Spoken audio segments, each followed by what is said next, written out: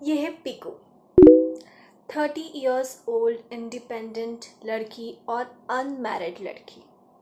ये है उनके पापा भास्कोर बैनर्जी और इन्हें एक प्रॉब्लम है, क्रोनिक कॉन्स्टिपेशन की। मूवी है ये 2015 में आई थी और मैंने इस मूवी को कल ही देखा है और मैं मूवी देखकर शॉक हो गई।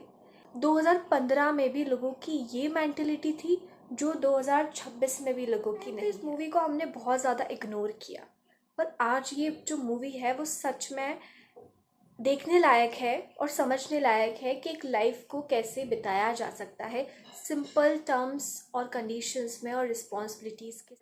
Parents relationship. पीकू के जो फादर थे उन्हें हेल्थ इश्यूज थे जिसकी वजह से वो बहुत ज़्यादा परेशान करते थे और इरिटेट भी करते थे।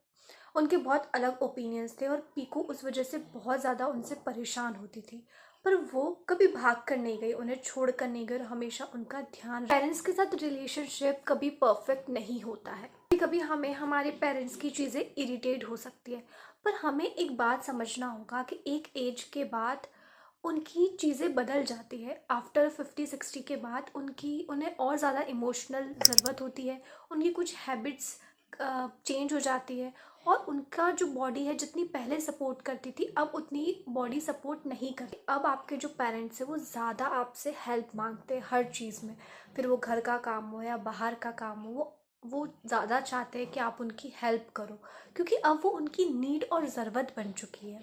पेरेंट्स को समझना ज़्यादा ज़रूरी है, न कि उनकी गलतियाँ देखना। पीकू को बहुत सारे उसके रिलेटिव्स कहते भी है कि तू मूव ऑन कर जाओ, आगे बढ़ो, अपने पापा को अकेला छोड़ दो, पर वो कभी भी भागती नहीं है। वो रेडी है जो भी होगा और वो अकेली अपने पापा का ध्यान रखती है और उसका कहना है कि एक एज के बाद पेरेंट्स जिंदा नहीं रहते, उन्हें जिंदा रखना पड़ता है। Second is different personality. हर एक इंसान का व्यवहार, उसका बिहेवियर अलग अलग होता है। अगर एक फैमिली में 4 से 5 लोग रह रहे हैं तो सभी का बिहेवियर अलग अलग है, पर उसको बैलेंस करना, एक दूसरे को समझना और चीज़ों को वहीं रोक देना और आगे बढ़ना, ये बहुत ज़्यादा ज़रूरी है। पहली बार में हम किसी का बिहेवियर देख के उसे जज करने लग जाते हैं, पर हमें ये देखना चाहिए कि वो किस वजह से ऐसा बिहेव कर रहा है। क्या उसने कुछ ऐसा एक्सपीरियंस किया है या कुछ देखा है। देखिए, व्यक्ति जब भी कुछ बिहेव करता है या कुछ बोलता है, उसका किसी भी टॉपिक को लेके अगर कोई ओपिनियन है तो उसका ओपिनियन इसलिए है क्योंकि उसने अपने पास्ट में ऐसा कुछ फील किया होगा, एक्सपीरियंस किया होगा या किसी को करते हुए देखा होगा। Independence is important. पीकू एक लड़की है जो इंडिपेंडेंट है, जो अपना प्रोफेशनल लाइफ में बहुत अच्छे से काम कर रही है, ऑफिस जाती है और तो और अपनी फैमिली को भी बहुत अच्छे से मेंटेन करती है, अपनी जॉब पे पूरा फोकस देती है और अपने पापा का भी उतना ही ज़्यादा ध्यान रखती है। वो करियर को लेकर और अपने इंडिपेंडेंट डिसीजंस को लेकर भी इंडिपेंडेंट है, वो अपने डिसीजंस खुद लेती है। इंडिपेंडेंस का मतलब फैमिली से दूर रहना नहीं होता है, साथ में रहना और अपने करियर और अपनी पर्सनल लाइफ को बैलेंस्ड और मेंटेन करके रखना। जब उसे लगता है कि उसे ब्रेक चाहिए तो वो बिना कुछ सोचे समझे कि क्या काम है ऑफिस में क्या नहीं है, वो ब्रेक लेती है। उसका मन होता है कि उसे कहीं बाहर जाना है तो वो जाती है। वो समझती है और हमें भी समझना चाहिए कि काम के बीच और कभी कभी हमारी लाइफ से, पर्सनल लाइफ से एक ब्रेक लेना ज़रूरी होता है। फिर हो सकता है कि वो ब्रेक 7 से 8 दिन का हो सकता है कि 1 दिन का हो सकता है कि 1 घंटे का हो। Ageing parents. पेरेंट्स की उम्र जैसे जैसे बढ़ती जाती है उन्हें समझना और भी ज़्यादा इम्पॉर्टेंट हो जाता है क्योंकि कुछ टाइम के बाद वो बहुत अकेला महसूस करते हैं, इमोशनल फील करते हैं और उनके पास बहुत ज़्यादा टाइम होता है, वो बहुत ज़्यादा फ्री होते हैं। टाइम पे पेशेंस रखना है और अपने दिमाग में ये बात बिठा के रखो कि एक समय ऐसा भी आएगा जब हमारे पेरेंट्स को हमारे सपोर्ट की ज़रूरत होगी। Living freely.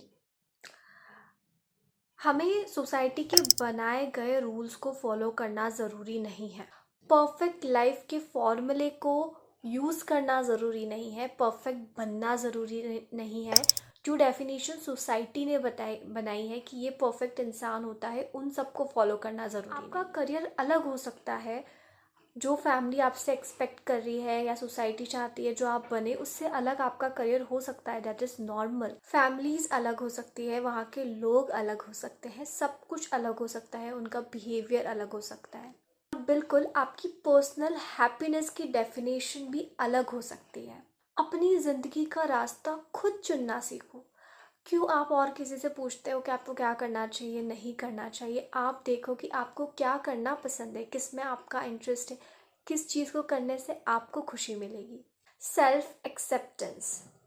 पीकू जो है वो बोलती है कि हाँ मैं एग्रेसिव हूँ, हाँ मैं इरिटेटिंग हूँ, मैं अपने पापा से 10 टाइम्स इरिटेटिंग हूँ, मुझे गुस्सा आता है, मैं चिढ़ जाती हूँ। वो एक्सेप्ट करती है जैसी वो है। कमियां निकालना बहुत आसान होता है, पर खुद को एक्सेप्ट करना कि जैसे आप हैं वैसे आप हैं, उसको कोई नहीं बदल सकता, वो कभी नहीं चेंज हो सकता। पीकू कभी भी परफेक्ट बनने की कोशिश नहीं करती है। हमें अपनी अच्छाइयाँ और हमारी गलतियाँ दोनों को एक्सेप्ट करना चाहिए, हमारी कमियाँ दोनों को एक्सेप्ट करना चाहिए।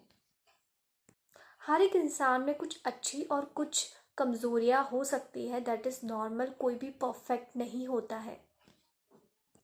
खुद को दूसरों की एक्सपेक्टेशंस के अकॉर्डिंग बदलना ज़रूरी नहीं है कि किसी ने आपको बोल दिया कि ये चीज़ अच्छी नहीं है आप में, वो चीज़ अच्छी नहीं है, तो आप चेंज करने बैठ जाते हो। वो ज़रूरी नहीं है। हर एक इंसान यूनिक है और अपने आप को यूनिक बनाओ। उन्हें बोलो कि मैं अलग हूँ, सब जैसा नहीं हूँ, आप जैसा नहीं हूँ। सेल्फ एक्सेप्टेंस का मतलब ये नहीं होता है कि अपनी गलतियों को जस्टिफाई किया जाए, बल्कि उन्हें समझकर एक बेहतर बनने की कोशिश की जाए। वो है self acceptance. Time we need, time we need time. Piku confused भी रहती है, उसे समझ नहीं आता है तो वो कंफ्यूज रहती है, वो टाइम लेती है, वो सब करती है। कंफ्यूजन होना या कुछ ना करना इज़ नॉट समथिंग कि यू आर अ वीक और you are not doing something. आपको और आपके मेंटल को सब चीज़ों को एक रिकवरी की ज़रूरत होती है, एक ब्रेक की ज़रूरत होती है, एंड दैट इज़ नॉर्मल। क्योंकि जो फादर है वो नहीं चाहते कि पीकू कभी भी शादी करे। उनका मानना है कि आप क्यों चाहते हो कि आप किसी का खाना बनाओ या किसी की नीड फुलफ़िल करो? आप अकेले रहो, अपनी ग्रोथ पे, अपने करियर पे फ़ोकस करो। ये भास्कर चाहता था कि वो पीकू कभी शादी ना करे। और जब भी कोई पीकू की शादी की बात करता था या कोई लड़का देखने आता था या उससे बात करने की कोशिश करता था, तो वो पीकू की सारी नेगेटिव चीज़ें उस लड़के को बता देता था कि वो लड़का उससे शादी ना करे।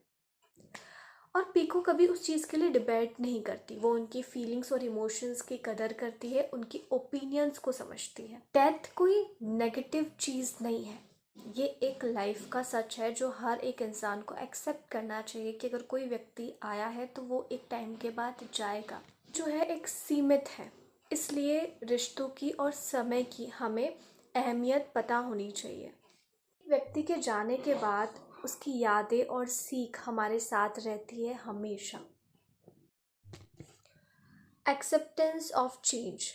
पीकू यह सिखाती है कि जीवन में परिवर्तन, चाहे वह कितना भी कठिन क्यों न हो, को स्वीकार करना और आगे बढ़ना भी जीवन का महत्वपूर्ण हिस्सा है।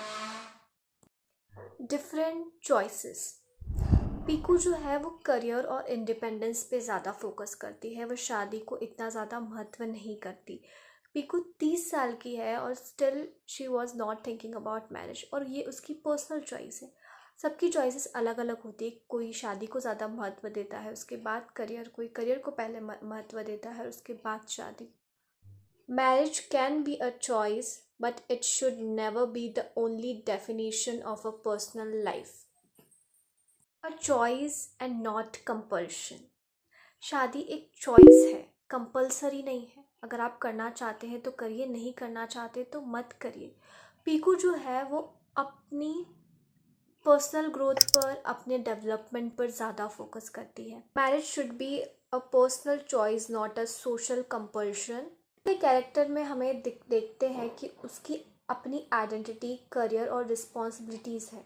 उसके जीवन का पर्पस सिर्फ शादी करना नहीं है, वह अपनी ज़िंदगी को अपने तरीके से समझना और डिसीजन लेना चाहती है। बहुत इम्पॉर्टेंट डिसीजन है कि शादी करना, नहीं करना या कब करना।